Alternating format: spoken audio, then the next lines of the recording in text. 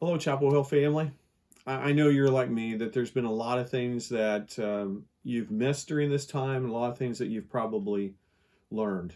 And I know as we've been taping our services for everyone, there's been a lot of things I've been learning through that.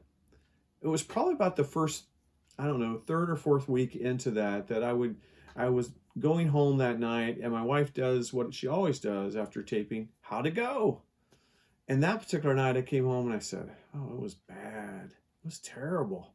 I'm not even sure I should be trying to do this anymore." I mean, I was just really down about the whole thing.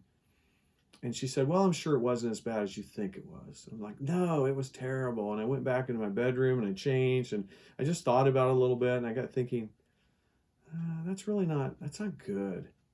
And I know what I was doing in that moment. I was trusting myself versus trusting God. And God, well, he kind of nudged me a little bit on this one. "Steve, this isn't about you. It's about me working through you." I really needed to hear that. I think I was putting a lot of pressure on myself to be perfect, and none of us are.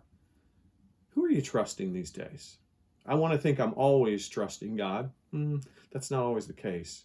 And I think in these times, we're trying to trust some things that probably aren't the smartest things we should be trusting in. Like, I want to trust, well, I want to trust safety, and I want to trust health, and I want to trust maybe, I'd like to have some trust in my old life, my old routines, let's say.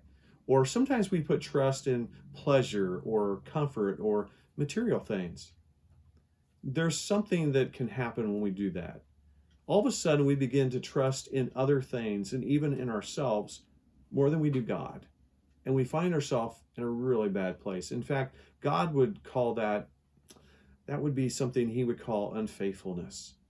And so I want to challenge each of us to remember to trust the one who is trustworthy, and that's God. It was Oswald Sanders who said it this way. He said, "It is not our trust that keeps us, but the God in whom we trust who keeps us."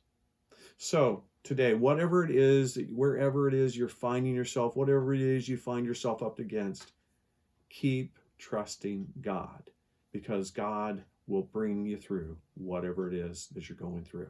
Trust him.